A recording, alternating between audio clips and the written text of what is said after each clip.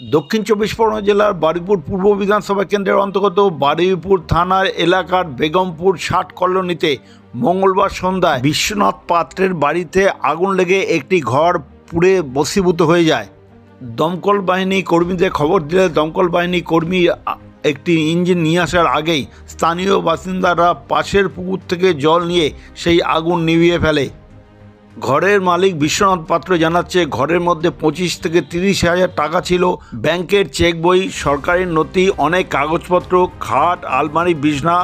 ঘরটি বাঁশের ও টিনের থাকায় পুরো ঘরটি পুড়ে ভস্মীভূত হয়ে যায়। তবে মঙ্গলবার রাত্রে ওই বাড়িতে কেউ না থাকায় কী করে আগুন লাগলো তা কিছু বলতে পারেনি বাড়ির মালিক ও স্থানীয় বাসিন্দারা।